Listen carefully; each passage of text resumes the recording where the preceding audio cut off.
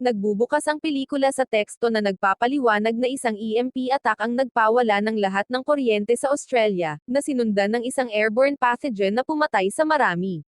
Bagamat napigilan ng isang counter-attack ang pananakop, makalipas ang 2 taon, nananatiling hiwalay, mapanganib, at desperado ang New Zealand. Sa isang masukal na lambak, isang nag-iisang lalaki na nagngangalang Kellan ang nagbibisikleta sa mga abandonadong kalsada, na walang ni isang sasakyang gumagana ang makikita. Bumagsak na ang pamahalaan, kaya't napilitan ang mga nakaligtas na umasa na lamang sa kanilang sarili. Habang naglalakbay, nakasalubong ni Kellan ang isang grupo ng mga armadong lalaki na kagagaling lamang sa pagpatay sa isang nanghimasok. Pinayagan nila siyang dumaan dahil malapit lang siya nakatira, ngunit binalaan siyang hindi naligtas ang lambak dahil dumating na ang masasamang tao. Umuwi si Kellan dala ang mga supply para sa kanyang asawa na si Melinda, na labis na natuwa nang makita siyang ligtas na nakabalik. Kalaunan, habang nagtatrabaho sa bukid, napansin ni Kellan ang isang mataba na estranghero na papalapit sa kanilang bahay. Nagpaputok siya bilang babala upang paalisin ang lalaki. Nagtaka si Melinda kung bakit hindi niya ito pinatay, ngunit tumanggi si Kellan na gumamit ng karahasan at iginiit na hindi siya kailanman kukuha ng buhay. Kinabukasan, 2 pang nanghimasok ang lumapit sa kanilang ari-arian, ngunit patuloy pa ring iniwasan ni Kellan ang karahasan, itinutok lamang ang kanyang baril at pinapaalis ang mga ito. Kalaunan, habang nagtatrabaho si Melinda sa bukid, aksidente niyang nasugatan ang kanyang binti sa isang kinakalawang na bakal at nagmamadaling pumasok ng bahay. Kinagabihan, matindi ang kanyang sakit habang ang sugat ay namamaga at naiimpeksyon. Kalaunan, nawalan siya ng malay dahil sa impeksyon, ngunit nagawa siyang gisingin ni Kellan gamit ang isang adrenaline shot. Kinabukasan ng umaga, habang nagpapahinga si Melinda, naghahanap si Kellan ng lunas sa isang medical book at napagtantong kritikal ang kanyang kalagayan. Ipinaliwanag niya na ang pathogen na pinakawalan 2 taon na ang nakalipas, ang TK549, ay may iba't ibang epekto sa bawat tao. Ang sugat ang nagbigay daan para makapasok ang pathogen sa kanyang katawan. Maaaring panatilihing buhay siya ng antibiotics pansamantala, ngunit kailangan niya ng injectable na gamot para magkaroon ng tunay na tsansa na mabuhay. Nangako si Kellan na hahanapin niya ito. Samantala, nakilala natin ang isang matandang lalaki na nagngangalang Summers na mag-isang naninirahan sa parehong lambak. Hindi tulad ni Kellan, siya ay armado at laging handa sa gulo. Nang may 2 estrangherong pumasok sa kanyang ari-arian, agad silang nasugatan ng kanyang mga patibong. Walang pag-aalinlangan, ginawa ni Kellan ang mahirap na desisyong iwan ang kanilang tahanan upang hanapin ang mga iniksyon na gamot. Binigyan niya si Melinda ng baril para sa proteksyon, nagpaalam, at umalis sakay ng kanyang bisikleta. Habang naglalakbay, kailangang patunayan ni Kellan sa bawat makakasalubong na hindi siya banta upang walang umatake sa kanya. Sa huli, nakarating siya sa isang maliit na pamayanan ngunit pinili niyang huwag lumapit nang makita niyang armado at alerto ang mga residente. Ipinagpatuloy niya ang kanyang paglalakbay hanggang sa marating ang isang pamilyar na kubo na madalas niyang puntahan noong bata pa siya. Pagkatapos kumatok at walang sumagot, maingat siyang pumasok at napansin ng ilang mga rifles sa loob. Biglang lumitaw ang may-ari. Si Summers iyon. Nabigla si Kellan sa baril na nakatutok sa kanya, kaya't agad niyang ipinaliwanag na wala siyang armas at naghahanap lamang siya ng gamot para sa kanyang may sakit na asawa. Dahil sa pagdududa, tinanong siya ni Summers kung paano niya nalampasan ang nag-iisang daan nang hindi natapakan ang mga nakatagong patibong. Sumagot si Kellan na kabisado niya ang lugar mula sa kanyang mga pagbisita noong kabataan niya. Samantala, nag-iisa si Melinda sa bahay nang marinig niyang may pumasok sa kanilang ari-arian. Ito ang parehong matabang lalaki na dumating noon. Matindi niya itong inatake at napatumba, at nagkaroon siya ng perpektong pagkakataong patayin ito, ngunit pinili niyang huwag gawin. Sa halip, isinakay niya ang lalaki sa isang kariton at itinapon sa isang kalapit na bukid. Bumalik sa bahay, nag-uusap sina Kellan at Summers nang biglang dumating ang isang grupo ng mga nanghimasok at naghagis ng mga Molotov cocktail upang sunugin ang lugar. Kinuha ni Summers ang kanyang baril at inabutan ng isa si Kellan. Sumabog ang putukan, at sinabi ni Summers kay Kellan na paanda rin ang bomba ng fire extinguisher. Sa kabila ng panganib, buong tapang na pinatay ni Kellan ang apoy, dahilan upang umatras ang mga umaatake papasok sa kagubatan. Pagkatapos ng labanan, naghanda nang umalis si Kellan dahil ayaw na niyang ilagay sa mas malaking panganib ang kanyang buhay. Ngunit pinigilan siya ni Summers at inihayag na may mga iniksyon na gamot na nakatago sa kanyang vault. Inaalok niya ang mga ito kay Kellen sa isang kondisyon, tulungan niyang ipagtanggol ang bahay sa loob ng 1 linggo. Nahati ang damdamin ni Kellen sa pagitan ng kalagayan ng kanyang asawa at sa panganib ng pananatili, kaya't napilitan siyang pumayag. Nang tanungin ni Kellen kung sino ang kanilang makakalaban, ipinaliwanag ni Summers na marami siyang nakaaway sa kalapit na bayan ng Blackton, at paparating ang mga iyon para maghihiganti. Pagkatapos, ipinakita niya kay Kellen ang mga patibong na inilagay niya sa paligid ng ari-arian. Mula sa sandaling iyon, agad na kumilos si Kellen, naglagay ng mga bagong patibong, inayos ang sirang solar panel, at nag-install pa ng CCTV camera upang magbantay laban sa mga nanghihimasok. Pagkatapos nito, ipinakilala si Shell, isang malupit at baliw na lider ng gang na nagbabalak salakayin ang bahay ni Summers upang bawiin ang isang mahalagang bagay. Binalaan siya ng kanyang mga tauhan na ang matanda ay armado at mayroon ng kakampi, ngunit nanatiling kalmado si Shell, tiwala na makakaya niyang pabagsakin silang dalawa. Ikalawang araw na ng pananatili ni Kellen. Habang sila ni Summers ay nangangaso, bigla silang inambos ng dalawang nanghimasok. Gamit ang kanyang survival instincts, mabilis na napabagsak ni Summers ang isa at paulit-ulit na ipinukpok ang ulo nito sa isang bato. Itinutok niya ang baril sa ikalawang umaatake, ngunit pinigilan siya ni Kellen, iginiit na dapat nilang palayain ang lalaki. Nang muntik ng patayin ng nanghimasok si Kellen, bilang ganti ay pinatay siya ni Summers. Pagkatapos, ipinaalala niya kay Kellen na sa mundong ito, ang awa ay katumbas ng kamatayan. Sa kanilang pagbabalik, namataan ni Kellen ang isang lalaking may balbas sa kagubatan, na nagpapakita ng masasakit na alaala mula sa kanyang nakaraan. Pagdating nila sa bahay, ipinaliwanag ni Summers ang mga banta na haharapin nila sa mga susunod na araw. Hinahabol siya ni Shell at ng kanyang gang dahil may sakit siya at gusto nila ang parehong gamot na mayroon siya. Bukod pa rito, may grupo rin ng mga mangangaso sa may lawa na nais gumanti. Nang marinig ito, nag-alab ang galit ni Kellen. Hindi niya alam na napapaligiran pala sila ng napakaraming panganib. Pagsapit ng umaga ng ikatlong araw, sa wakas ay nagising si Kellen mula sa isang mahimbing na tulog. Mariing binalaan siya ni Summers na huwag na muling gagawa ng anumang padalos-dalos na hakbang kung ayaw niyang magsisi. Ngayon nabatid na ni Kellen kung gaano karami nakaaway ang papalapit, pinatibay niya ang bahay, naglatag ng mas maraming patibong, tinakpan ang mga pinto at bintana, at gumawa ng maliliit na butas para sa depensa. Samantala, sa bahay, muling narinig ni Melinda na may pumasok sa loob. Maingat niyang sinuri ang paligid at na-corner ang nanghimasok, ngunit natuklasan niyang isa pala itong takot na batang babae na nagngangalang Tia. Matapos bigyan ng mansanas ang bata, mahinahong tinanong ni Melinda kung ano ang nangyari. Ipinaliwanag ni Tia na sinalakay ang kanyang mga magulang at bago mamatay, sinabi ng kanyang ina na hanapin si Melinda. Nang mapagtanto kung sino siya, nakilala ni Melinda si Tia bilang anak ng isang matagal ng kaibigan na nakatira noon sa malapit. Nang gabing iyon, napansin ni Melinda na nauubos na ang kanyang mga antibiotic. Sa ika-4 na araw, namataan ni Kellen at Summers ang isang kawan ng mga drone na lumilipad sa itaas ng bahay. Agad itong nakilala ni Summers bilang mga drone ng mga mangangaso na naghuhulog ng mga granada upang linisin ang minefield. Kumilos agad si Kellen, kinuha ang isang rifle, at pinabagsak ang bawat drone gamit ang tumpak na mga putok. Dahil sa kanyang mabilis na kilos, napilitan ang mga mangangaso na umatras sa takot. Bumalik sa bahay ni Melinda, naglalaro siya at si Tia sa hardin nang biglang may lumitaw na nanghimasok na nagbanta sa kanila. Nagpaputok si Melinda bilang babala at napaatras ang lalaki, ngunit alam niyang sandali na lamang bago may mas mapanganib na bumalik, at patuloy pang lumalala ang kanyang kalagayan.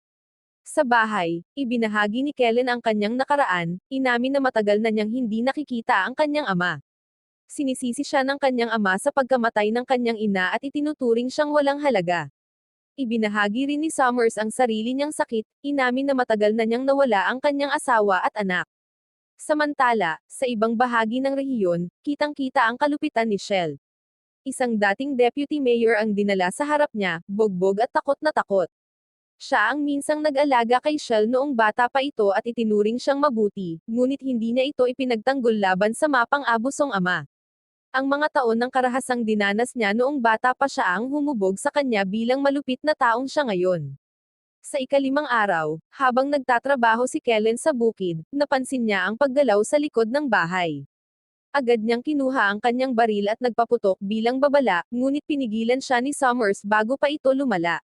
Ilang sandali ang lumipas, lumitaw ang isang takot na batang lalaki na nagngangalang Robbie. Ipinaliwanag ni Summers na iniligtas niya ang bata mula sa gang ng Lockton at inalagaan na niya ito mula noon. Dahil sa matinding trauma na dulot ng maraming taon na pang-aabuso, nagtatago si Robbie sa fallback cabinet at hirap pa ring magtiwala kahit kanino hanggang ngayon. Sa umaga ng ika-6 na araw, natuklasan ni Kellen at Summers ang dalawang nanghimasok na nagnanakaw ng mga gulay sa kanilang hardin. Kinuha nila ang kanilang mga armas at hinarap ang mga ito. Mabilis na pinatay ni Summers ang kanyang target, ngunit nag-atubili si Kellen, nananatiling tapat sa kanyang paniniwalang iwasan ang karahasan. Sa kabutihang palad, tinapos ng matanda ang ikalawang nanghimasok bago pa may masaktan. Kalaunan, muling namataan ni Kellen at Robbie ang parehong lalaking may balbas sa kagubatan. Pagbalik sa loob, sa wakas ay nagbukas si Robbie tungkol sa kanyang nakaraan, isiniwalat na ang lider ng gang ng Lockton ay marahas siyang binugbog at pinahirapan sa loob ng ilang buwan bago siya iniligtas ni Summers. Nang gabing iyon, lalo pang lumala ang kalagayan ni Melinda habang nauubos ang kanyang mga antibiotic. Nakaramdam si Tia ng mga ingay sa labas, ngunit bago pa makakilos si Melinda, siya ay biglang bumagsak. Bumalik ang matabang ng himasok, kaya napilitang tumakas at magtago si Tia sa isang silid. Nang matagpuan na siya ng lalaki, biglang lumitaw si Melinda at pinatumba ito mula sa likuran. Dahil sa labis na panghihina, hindi na niya kayang tapusin ang lalaki, kaya muli niya itong kinaladkad palabas patungo sa bukid. Bago umalis, binalaan siya ng lalaki na babalik pa siya. Dumating ang ika-7 araw, ang huling araw ng pananatili ni Kellen sa bahay. Habang nag-uusap sila ni Summers, biglang lumitaw sa labas ang gang ng Lockton, na pinamumunuan ng kanilang malupit na lider na si Green. Inutusan niya silang isuko si Robbie o haharapin nila ang isang pag-atake. Tumanggi si Summers at inutusan si Robbie na magtago sa cabinet habang naghahanda siya para sa labanan. Sumulong ang gang, gamit ang isang tangke bilang panangga at mga hagdan upang akyatin ang mga harang. Isang matinding putukan ang sumiklab, at kahit na lubhang lamang sa bilang ang mga kalaban, nanatiling matatag sina Summers at Kellen sa kanilang posisyon. Samantala, dumilim ang gabi sa bahay ni Melinda. Muling bumalik ang matabang lalaki, ngunit sa pagkakataong ito, hindi na nag-atubili si Melinda. Walang awa niya itong binugbog hanggang sa tuluyan itong mamatay. Samantala, sa bahay, patuloy na nagngangalit ang labanan. Nagawang talunin ni Kellen at Summers ang ilang mga umaatake, ngunit patuloy na dumarating ang gang ng Lockton sa paligid. Sa gitna ng kaguluhan, natamaan si Summers sa braso, ngunit tumanggi siyang umatras. Samantala, palihim na pumasok ang lider ng gang na si Green sa fallback cabinet sa pamamagitan ng isang panlabas na hatch. Pinatigil niya si Robbie na natatakot, at pagkatapos ay pumasok sa bahay, na ikinagulat ng dalawa. Pinatumba niya si Summers at tinutukan si Kellen ng baril. Sa isang nakakagulat na pangyayari, natuklasan na si Green ay ama ni Kellen. Iniinsulto niya ang anak dahil sa pagiging mahina at iginiit na hindi ito kailanman magiging tunay na lalaki. Ramdam ang galit sa pagitan nila. Habang naghahanda si Green na barilin si Kellen, pinindot ni Kellen ang isang nakatagong switch na nagpabagsak sa kanya gamit ang isang net, pansamantalang natigil ang banta. Sa labas, mas marami pang miyembro ng gang ang sumugod sa bahay, ngunit ipinagtanggol ito ni Summers sa pamamagitan ng pagbuhos ng asido mula sa bubong, dahilan upang sumigaw sa sakit ang mga umaatake. Pagkatapos nito, hinarap ni Kellen ang kanyang ama sa isang mainit na pagtatalo, kapwa pinagsisihan ang isa't isa sa pagkamatay ng kanyang ina. Biglang umatake muli si Green at nakatakas sa cabinet bago pa makasagupa si Summers. Galit na galit, lumabas si Summers at tinapos ang natitirang mga sugatang miyembro ng gang, tinatawag itong gawa ng awa, hindi paghihiganti. Kinabukasan, ang ika-8 araw, opisyal na pagtatapos ng kasunduan ni Kellen. Ibinigay ni Summers ang gamot at pinayuhan siyang isama si Robbie, naniniwalang karapat-dapat ang bata sa mas magandang kinabukasan. Bagaman nag-atubili na iwan ang matanda, sa huli ay pumayag si Kellen matapos ang ilang pag-uusap. Ilang oras ang lumipas, sa wakas ay nakauwi si Kellen. Sa aksidente, binati siya ni Tia gamit ang isang putok bilang babala, akala siya'y isang nanghihimasok. Nagmadaling pumasok si Kellen at natagpuan si Melinda na walang malay sa kama. Agad niyang tinurukan siya ng gamot, natatakot na huli na. Ngunit sa ginhawa ng lahat, muling nagkamalay si Melinda. Kalaunan, ipinakilala ng mag-asawa sina Robbie at Tia sa isa't isa, ngunit agad na ipinaalam ni Kellen na kailangan niyang bumalik upang tulungan si Summers. Hindi niya kayang iwan ang matanda, lalo na't papalapit ang panganib. Sa susunod na eksena, makikitang sumasalakay ang gang ni Shell patungo sa bahay ng buo ang puwersa. Sa loob, si Summers ay mahina at halos walang malay dahil sa tama ng bala. Siya'y bumagsak, ngunit nabuhay muli sa tamang oras nang dumating si Kellen at tinurukan siya ng adrenaline. Muling nagkaroon ng lakas si Summers at naghanda para sa paparating na atake kasama si Kellen. Ilang sandali ang lumipas, bumaba ang unang grupo ng mga tauhan ni Shell mula sa parachute, nakaiwas sa mga patibong at direktang lumapag sa bubong. Ngunit handa na si Summers. Pinapagana niya ang isang electric trap na agad na napatay ang mga umaatake. Kinuha naman ni Shell ang mikropono at inutusan si Summers na ibigay ang gamot na kailangan niya o sasalakayin niya ang bahay. Sa sandaling iyon, inihayag ni Summers kay Kellen ang nakakagulat na katotohanan, si Shell ay kanyang anak na babae. Noong nakaraan, siya ay isang lesenggo at abusadong asawa at ama. Bagamat nagbago siya at sinubukang magpakumbaba, tumanggi si Shell na patawarin siya sa sakit na kanyang idinulot. Ilang sandali pagkatapos, pinatindi ng kanyang mga tauhan ang pag-atake, walang tigil ang putukan at sumugod patungo sa bahay. Bagamat higit na marami ang kalaban, nagawang ipagtanggol ni Kellen at Summers ang kanilang posisyon, pumatay sa ilang umaatake. Isang nanghimasok ang nakapasok, ngunit pinatay siya ni Kellen sa pamamagitan ng paulit-ulit na paghampas gamit ang kahoy. Samantala, si Melinda, sa kabila ng kanyang mga sugat, pinilit ang sarili na pumunta sa kubo upang tulungan ang kanyang asawa.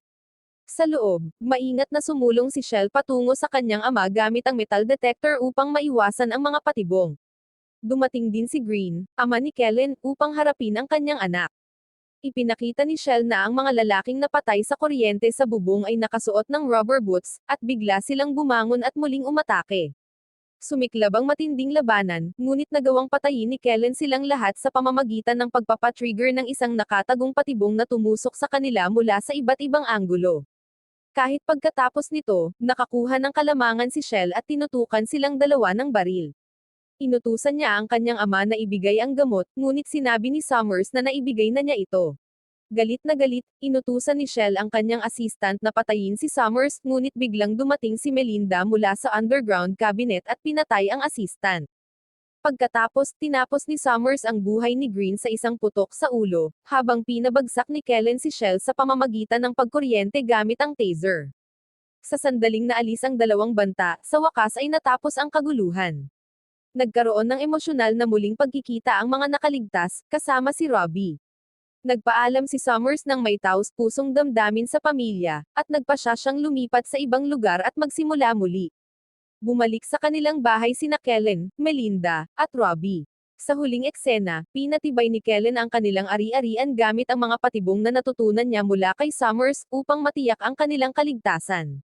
Nagtatapos ang pelikula sa isang mapayapang tono habang sinisimulan nila ang bagong buhay ng magkasama, mas matatag at nagkakaisa bilang isang pamilya. Wow naman! Doon nagtatapos ang pelikula mga idolo, salamat sa inyong panonood.